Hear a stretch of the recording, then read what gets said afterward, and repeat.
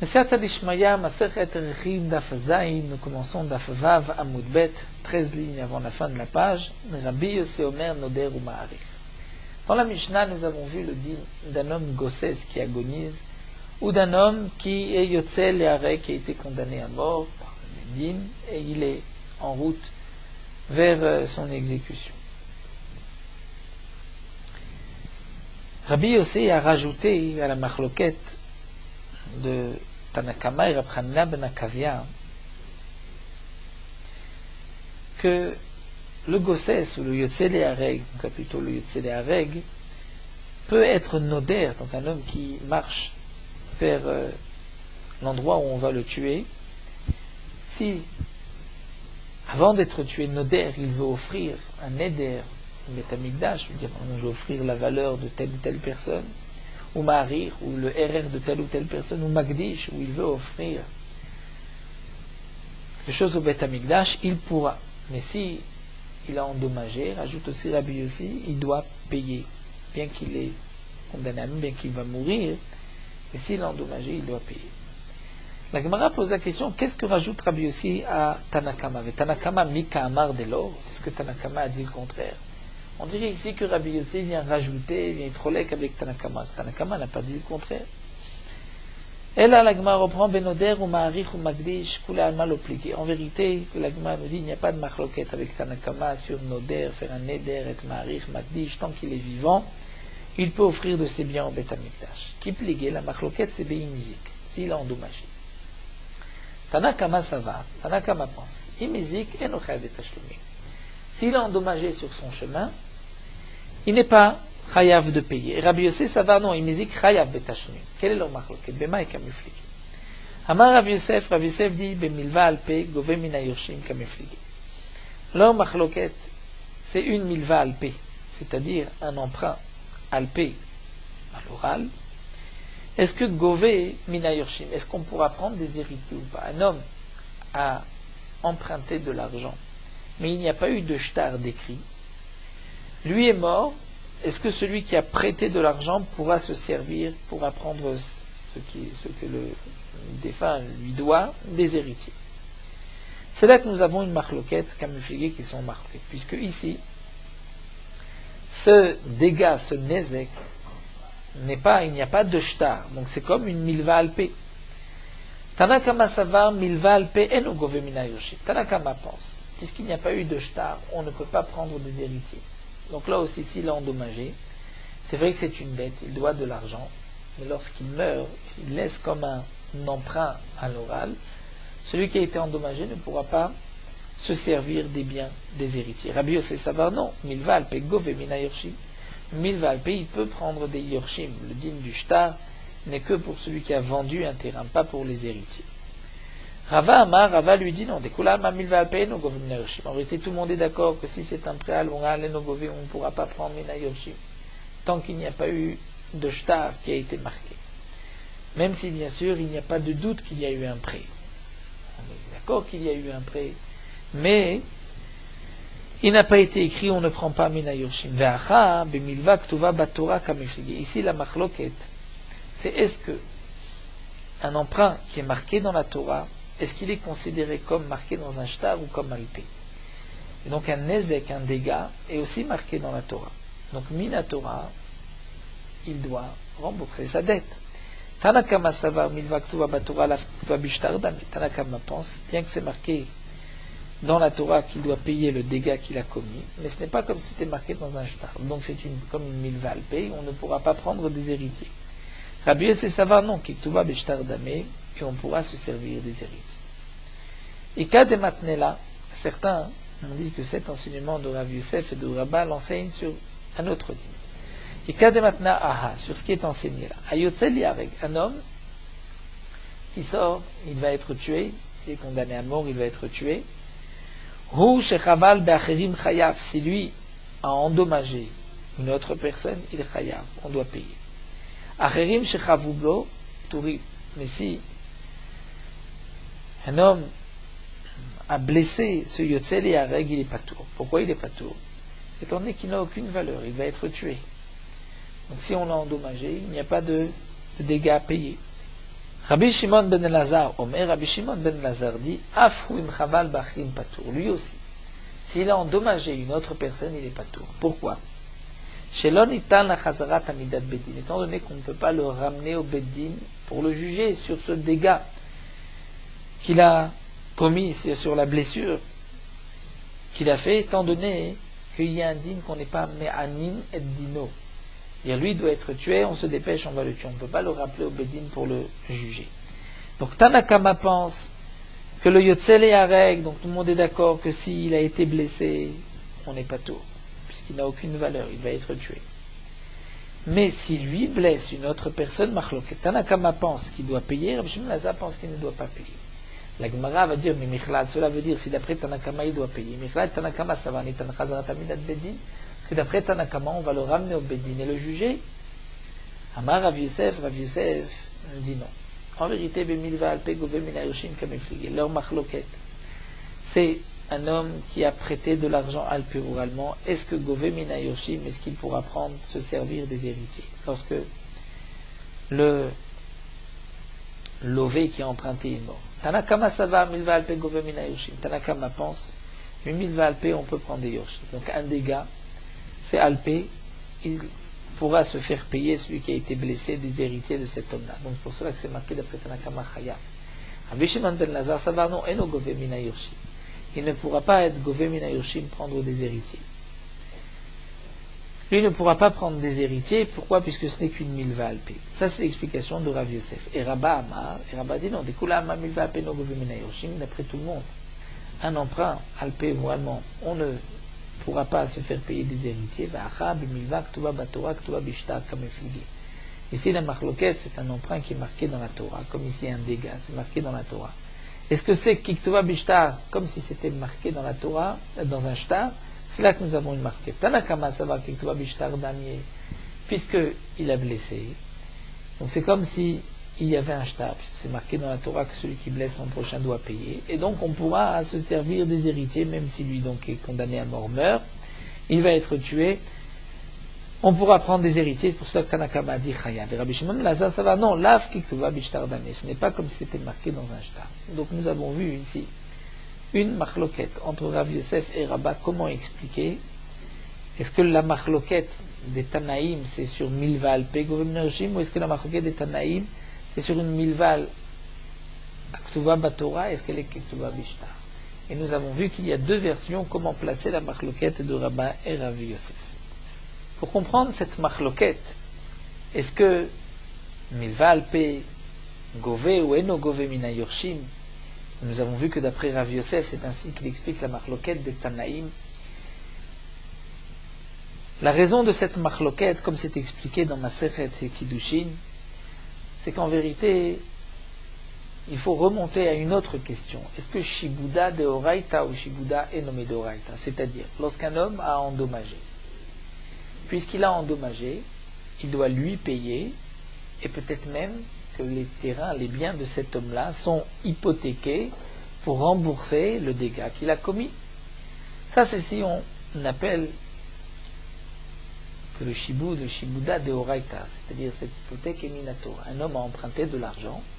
Si Shibuda de Oraita, c'est-à-dire dès qu'il a emprunté, tous les biens de cet homme-là sont hypothéqués pour sa dette. Il a endommagé, tous les biens sont hypothéqués pour le dégât qu'il a causé. Si on dit que Shibuda de Oraita, alors peu importe si le prêt a été écrit par un shtar, dans un shtar ou alpé, on doit pouvoir se faire payer même des biens, puisque tous les biens sont hypothéqués. Shibuda de Oraita. La différence, si c'est Milva Bishtar ou Milva Alpé, c'est seulement d'après celui qui pense que Shibuda lave de Oraita, c'est-à-dire que Minatora, les biens ne sont pas hypothéqués. Ce sont des Chachamim qui ont institué que lorsqu'il y a un shtar, les biens sont hypothéqués. Mais si il n'y a pas de shtar, les biens ne sont pas hypothéqués, même midé Rabbana. Donc ainsi on comprendra la machloquette. Est-ce que un prêt à l'oral, est-ce qu'on prend des héritiers ou pas? Après tout, on devrait pouvoir prendre cet argent, puisque l'argent a été prêté. Donc le malvé qui a prêté voudrait récupérer son argent. Cet homme-là est mort, les biens sont hypothéqués. Eh bien non, étant donné que Shibuda lave de Oraita, on pourrait donc faire la différence que c'est seulement Meve Bishtar, que les Chachamim ont institué, qu'il y a un din donc de Shiboud, mais si c'est Milva Alpé, il n'y a pas d'hypothèque. La Gemara continue, Métivé va objecter. C'est marqué à Chofer Bor B'Kshut Rabbi. Un homme a creusé un puits, un trou dans le domaine public. Venafal alav shor ve'argo. Et pendant qu'il creusait, un taureau est tombé dans ce bord et a tué celui qui creusait le bord. Patour, le propriétaire du shor, et Patour. Velo, plus encore, lâché met à shor. Si le taureau est mort dans ce trou, Yorshe Balabor, donc le taureau est mort, et celui qui creusait le trou est mort aussi, bien les héritiers Yorshe Balabor Chaevim les Shalem de Meshor les Bala devront payer le prix du taureau à son propriétaire, étant donné que celui qui a creusé le trou est responsable de tous les dégâts occasionnés par ce trou. Donc là nous avons une question. C'est que le dégât, il n'y a pas eu de shtar, comme quoi celui qui creuse le trou doit de l'argent. C'est une milva qui est marquée dans la Torah. La Torah dit celui qui endommage doit payer, celui qui creuse un puits, il doit payer s'il a endommagé. En tout cas, nous voyons que les héritiers vont devoir payer. Donc c'est que milva ktuva batorah, c'est comme si elle est marquée dans un shtar. Et donc, la question se posera, comme nous explique Rachid, d'après celui qui explique que la marloquette de Rabbi Yossi et de Tanakama de la Mishnah, c'est les imizik s'il est endommagé. Puisque si c'est ainsi, nous avons une question, nous dit Rachid, de stama, c'est-à-dire stam Mishnah chez nous. Tanakama pense que imizik il est patour, donc milva ktuva batora, ce n'est pas comme c'était marqué dans un shtar. Et ici nous avons une stam Mishnah, et où là il n'y a pas d'autre auteur, d'autre nom qui est mentionné dans la Mishnah, où on voit que chayavim, donc milva ktuva batora, ktuva bishtar dami. Donc nous avons une question, une contradiction des Mishnayot, d'après celui qui explique que la marloquette de Rabbi Yossi de Tanakama, c'est sur le Hizik, qui n'est pas mentionné dans les mots de Tanakama, mais qui est sous-entendu de ce que Rabbi Yossi vient torquer à Tanakama. La Gemara va répondre à cette question, Amar Rabbi Hila Amarav Keshe Amad Bedi. Eh bien, on parlera dans le cas où il a eu le temps, avant de mourir, d'être condamné par le Bedin. Le Bedin a dit qu'il doit payer. Donc c'est pour cela, étant donné que le Bedin a prononcé, que celui qui a creusé le trou, le Bedin a prononcé la sentence qu'il doit payer, le Psakdin, le verdict, qu'il doit payer, mais c'est comme si c'était dans ce cas-là marqué dans un shtar, et c'est pour cela que les Yorshim vont devoir payer. Demande la Gemara Argo Katane, pourtant c'est marqué que le Shor l'a tué. Donc le shor en tombant l'a tué, donc il est mort. C'est pas qu'il l'a tué et ensuite le shor est mort, mais qu'il a eu le temps auparavant le propriétaire du taureau a eu le temps d'attaquer celui qui a fait le trou. Non. On voit qu'il est mort et que le taureau est mort par-dessus. Alors la Gemara va expliquer à Maravada Baravak Chasaou Trefa. Non. Ce qu'on veut dire, c'est que le taureau l'a rendu Trefa. C'est-à-dire que le taureau, lorsqu'il est tombé sur lui, l'a rendu Trefa, c'est-à-dire que cet homme-là, c'est sûr qu'il va mourir. Puisqu'il va mourir, il est encore, c'est vrai qu'il n'est pas mort, donc on a pu encore l'amener au Beddin, et c'est pour cela que si ensuite le taureau meurt, il est chayav. Ve'amar Rav Nachman, et l'Agman nous dit, pourtant Rav Nachman a dit, Tane Chaga met Kevaro. Pourtant Chaga a enseigné que le taureau met est mort, Kevaro, et il l'a enterré. C'est-à-dire que le taureau, lorsqu'il est mort, nous dit Rachid, il a fait tomber avec lui les parois du puits et il s'est enterré. Et donc même dans ce cas-là, on voit que les héritiers doivent payer. Donc on voit qu'une milva ktuva batora, c'est comme si elle est marquée mishta. Mais la Gemara continue et nous dit Vilcheta la halacha, c'est des yatve dayane apuma debira. C'est-à-dire dans quel cas les yorshim sont chayavim, c'est si les dayanim étaient à côté du puits et ils ont pu immédiatement condamner le propriétaire, celui qui a creusé le trou ou le puits, à payer.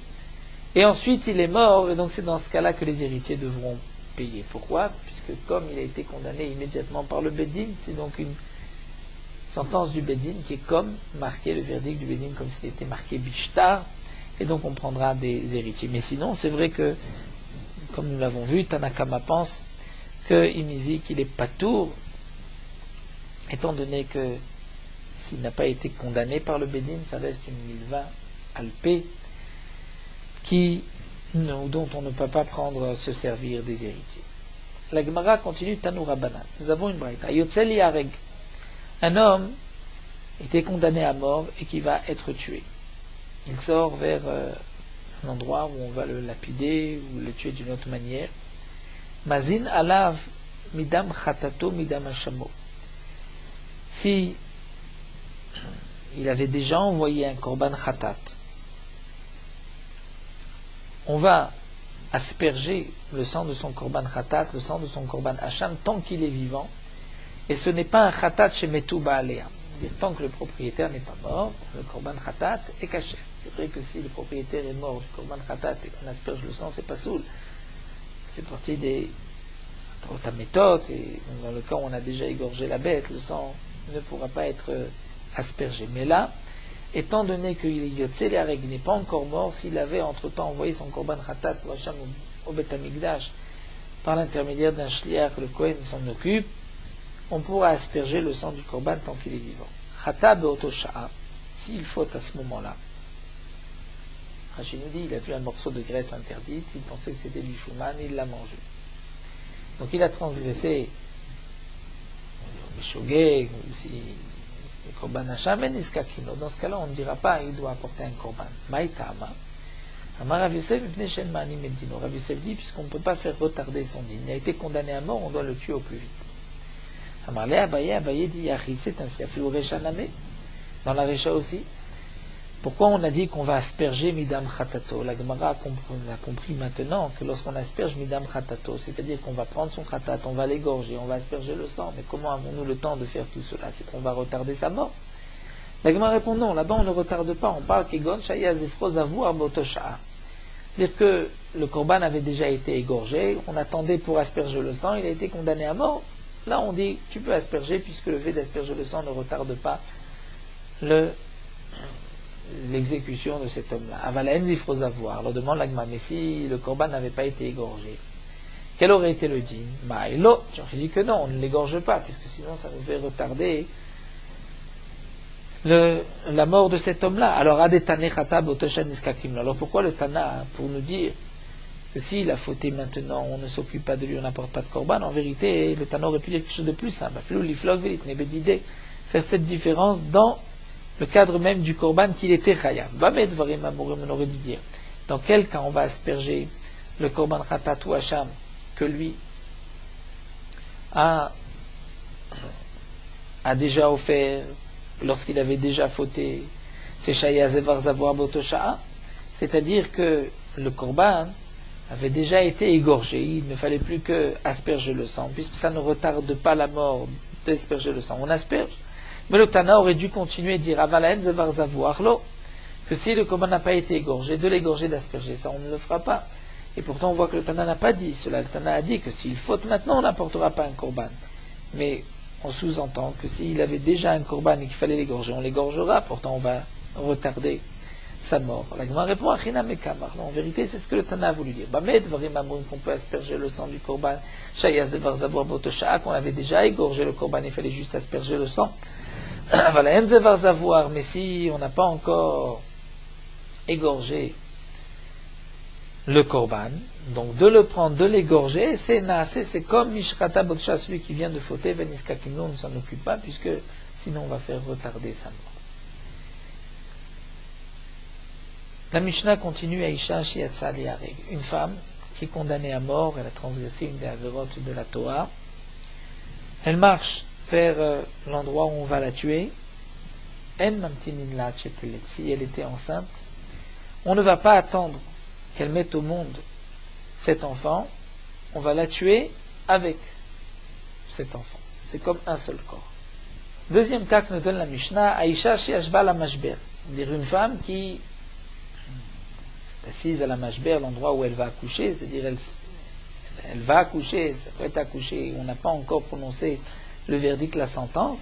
Mamtin la Cheteled, on attend qu'elle mette au monde l'enfant, puisqu'il y a déjà eu des contractions, elle va sortir. Donc l'enfant est considéré comme une autre personne, ce n'est pas comme une partie de la mère. Et donc on attendra avant de prononcer la sentence. Mais dans le premier cas, si on a prononcé la sentence et qu'elle n'avait pas encore accouché, qu'elle n'était pas Yashva la Mashber, c'est considéré comme un seul corps, et puisque la femme est Chayevet Mita, l'enfant aussi est Chayev Mita, on le tue. Haïcha Shenerga, une femme qui a été tuée, Nehenim Beseara, on peut profiter de ses cheveux. Nous verrons dans la Gemara qu'est-ce que cela veut dire. Behema Shenerga, une bête qui a été tuée, Asura Be'ana'a, un taureau qui a tué un homme, le taureau doit être condamné à mort, doit être lapidé, doit être tué. Ce taureau, on ne pourra pas en profiter, même pour le donner au chien. On apprend d'un passouk, Balachor Naki, près du shor sort Naki sans rien, il est propre, il n'a aucun profit de son bien. La Gemara va expliquer tout d'abord le premier din, demande la Gemara. Pshita, pour la Gemara, c'est évident. Si la femme est enceinte et qu'elle est condamnée à mort, elle doit mourir avec son enfant, puisque c'est Goufaï, c'est son corps, c'est une seule personne. La Gemara répond Itzterir, il y a un chidouche. Salkad Atachamen, on aurait pu penser où il victime, puisque c'est marqué Kasha Yashit Alav Baal Aisha, comme imposera le Baal Aisha, le mari de la femme. C'est-à-dire qu'un homme, deux personnes qui se sont disputées, c'est marqué dans la Torah que si une des personnes a poussé une femme enceinte et elle a perdu ses enfants, on devra payer le prix de ses enfants au mari de cette femme. Donc, puisque la Torah nous dit que dans les Vladot, on paye au mari de la femme, donc j'aurais pu penser que ma monnaie des Baalou, que les enfants, c'est la propriété, entre guillemets, du mari. Et que donc, Velolif s'est déminé, même si sa femme est condamnée à mort, elle va être tuée. Mais on doit attendre que les enfants naissent, puisque les enfants appartiennent au mari, Kamash Malan, que non. Puisque ça fait partie du corps de la femme, elle sera tuée avec son bébé qu'elle porte en elle. Veima Achiname, demande la Gemara, et pourquoi? Peut-être après tout, on devrait dire qu'on doit attendre qu'elle accouche puisque c'est l'argent du mari. Amar Rabbi Avaou, Amar Rabbi Yochanan Amar Kra, la Torah dit Umetu Gam Shne'em. La Torah nous dit qu'un homme qui commet un adultère avec une femme, les deux seront tués. Aïch Vaïcha. Et la Torah dit Gam Shne'em, même les deux. Que signifie Gam? Le Gam, les rabot et Tavlad pour inclure même l'enfant. La Gemara demande, mais pourtant ce Gam,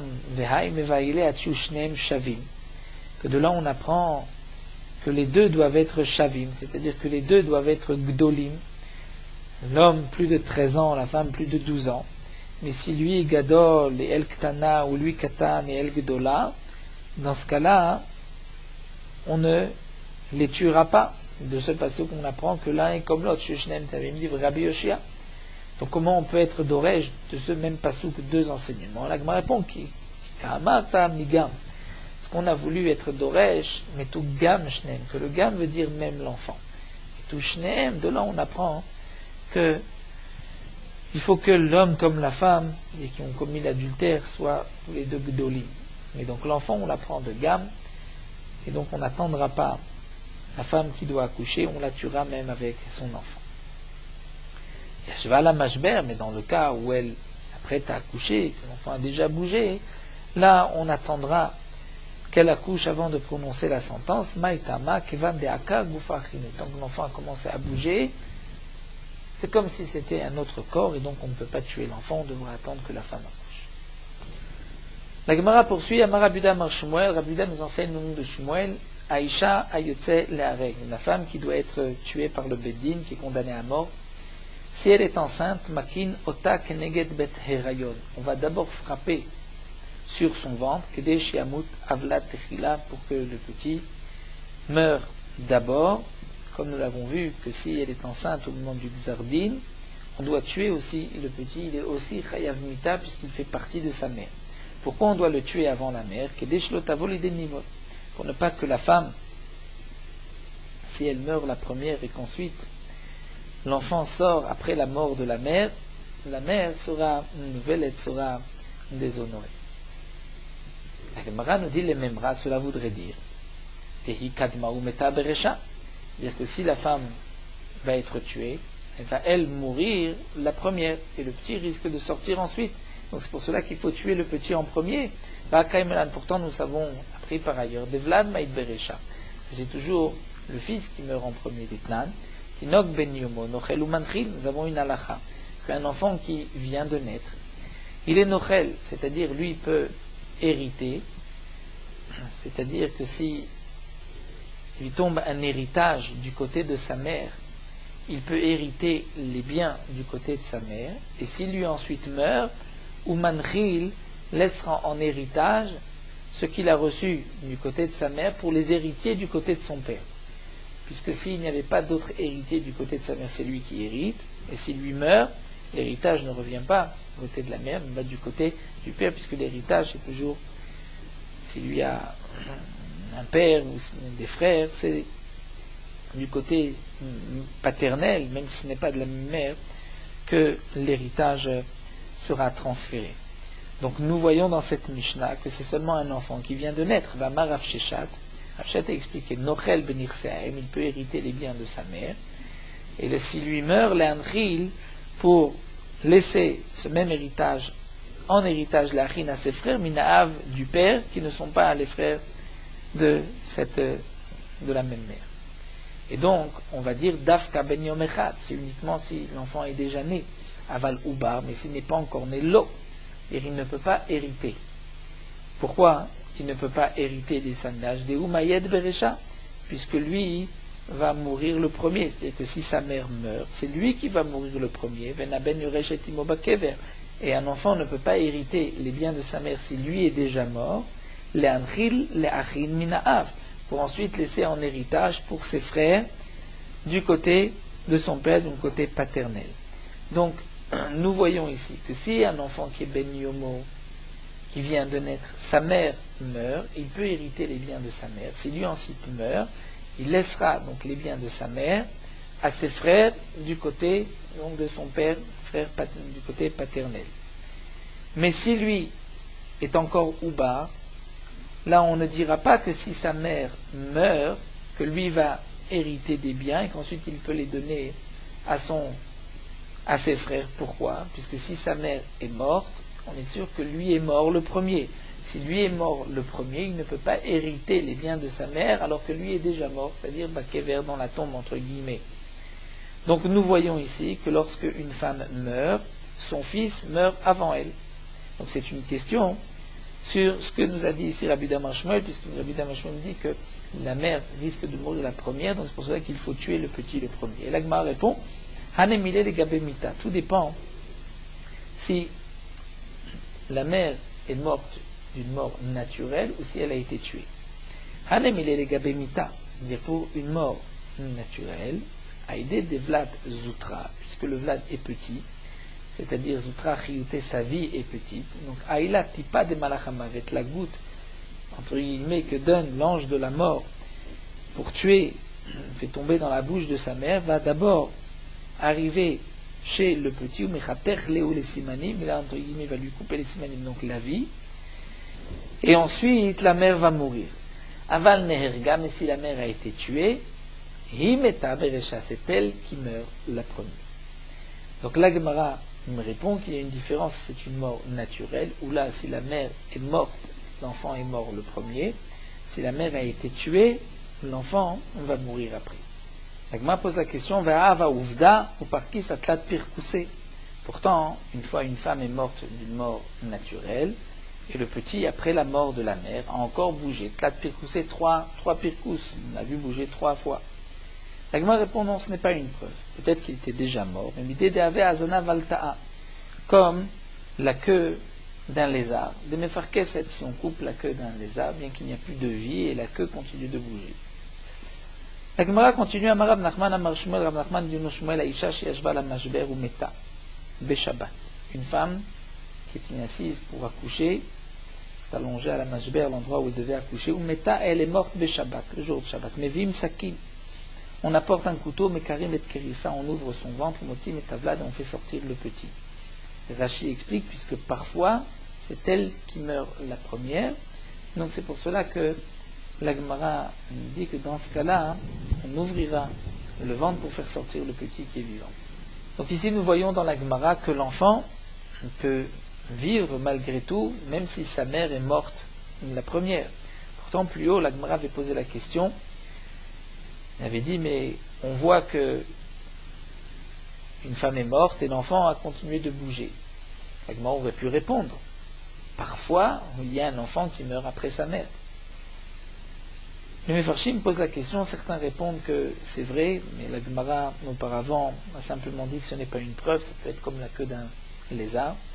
D'autres ont expliqué que dans le cas où la femme allait accoucher, donc l'enfant a déjà commencé à bouger, dans ce cas-là, il peut mourir après sa mère.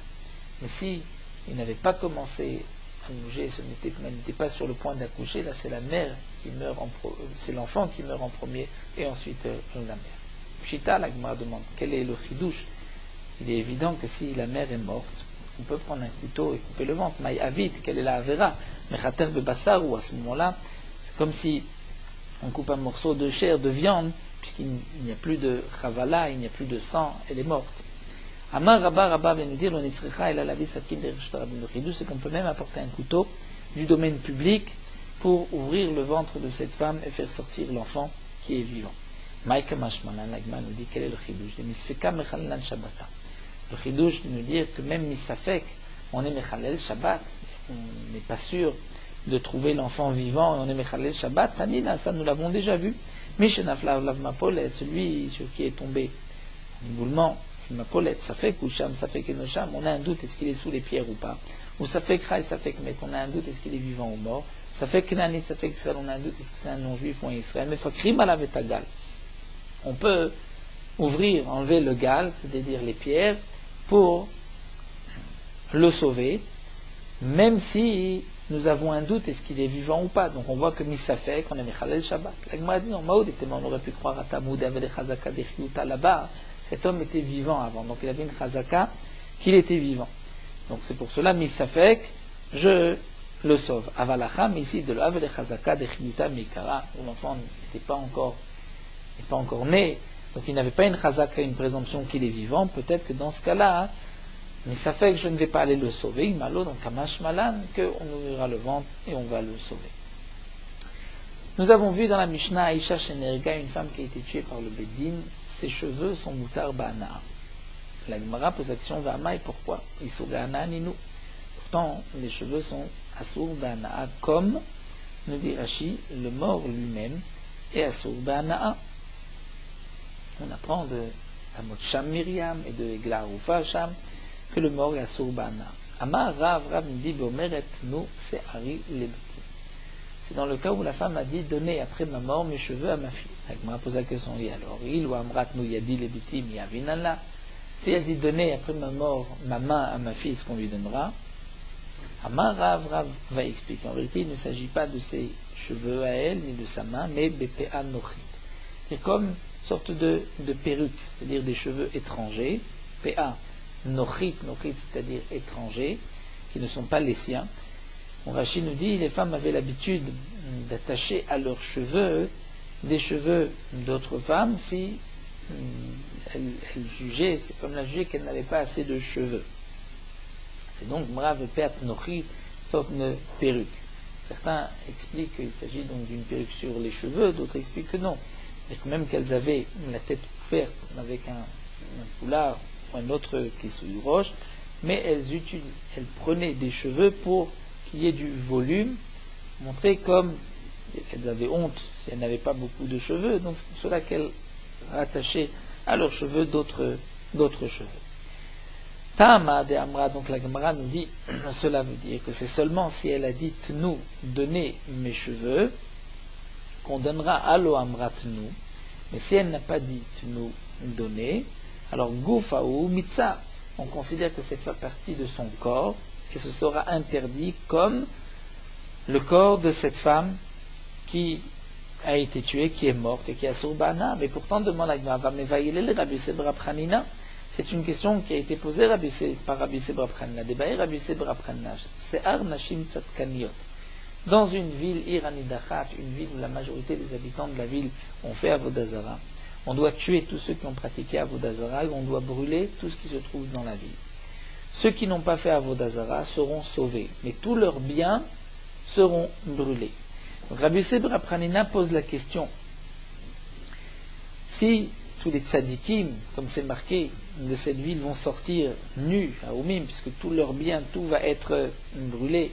Donc ils ne peuvent rien prendre de cette ville-là. Quel sera le din, demande Rabbi Sibra Prana, de Se'ar Nashim Tzadkaniot, c'est-à-dire les cheveux des femmes Tzadkaniot qui, elles, n'avaient pas pratiqué la Avodazara Ma'ou. Est-ce que ces cheveux sont considérés comme leur corps, donc elles peuvent le garder, ou les cheveux sont considérés comme quelque chose d'étranger et devra être brûlé avec tous les biens de la ville. Amar Rava, et Rava a dit Peat Nochit, comme Rava a expliqué, donc c'est le jet de Peat Nochit, donc de ses cheveux, de cette perruque. Donc nous voyons que Rabbi Sibra Prana lui-même se pose la question, est-ce que la perruque fait partie du corps de la femme ou pas? L'Agma répond, qui comme Rabbi Sibra Pranina d'étaler des sirta. La question de Rabbi Sibra Pranina, c'est si la perruque a été posée sur un pieu. Mais Acha ici des Mechaberba, c'est-à-dire c'est rattaché à ses cheveux. Et si c'est des sirta, c'est là que lui se pose la question, est-ce que c'est comme son corps, puisqu'elle l'utilisait, elle posait sur la tête, ou bien c'est quelque chose qui doit être brûlé.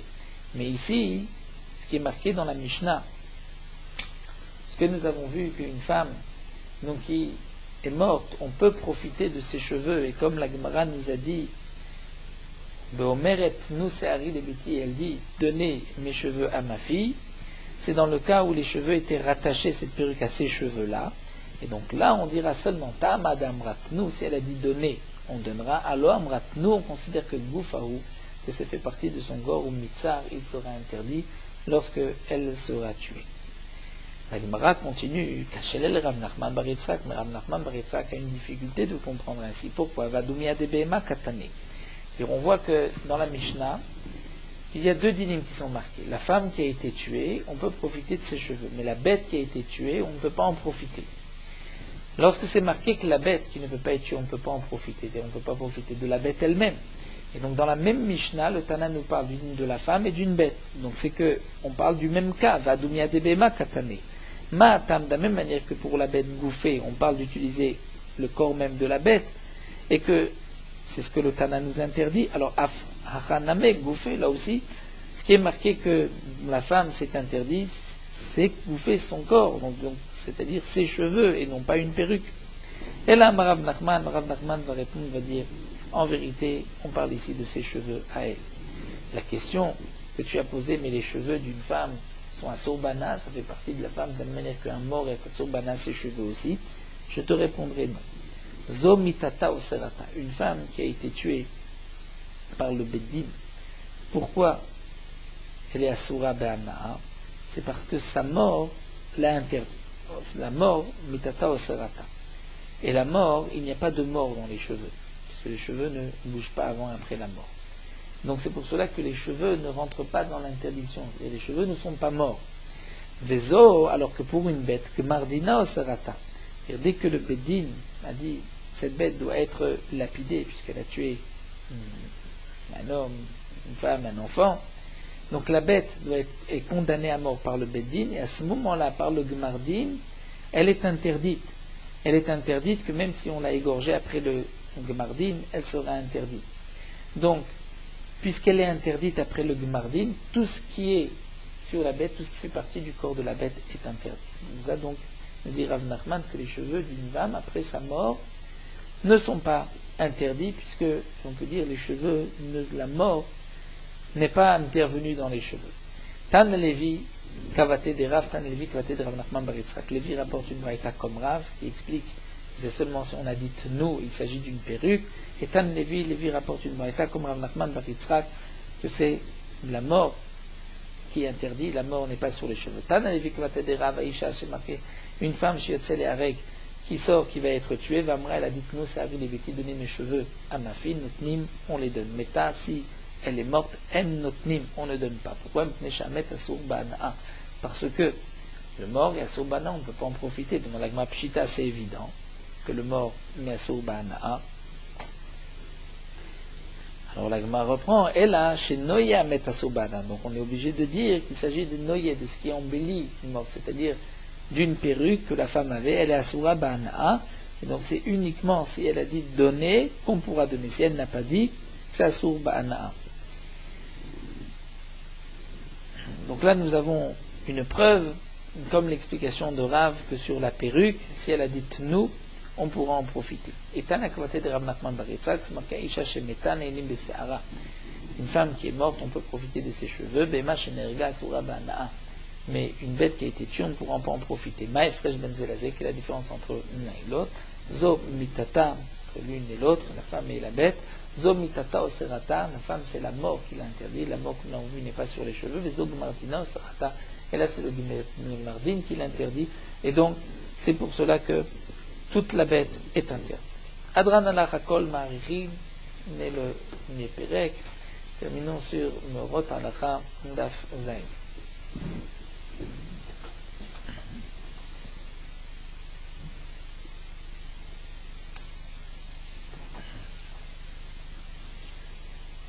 Dans les Rishonim, il est rapporté le minag que le Shabbat, après la naissance d'un garçon, on fait une seuda, un mishté, on rentre là où se trouve l'enfant pour manger quelque chose. C'est une seudat mitzvah, c'est le minag des Ashkenazim. Il y a plusieurs raisons, c'est ce qu'on appelle le fameux Shalom Zachar.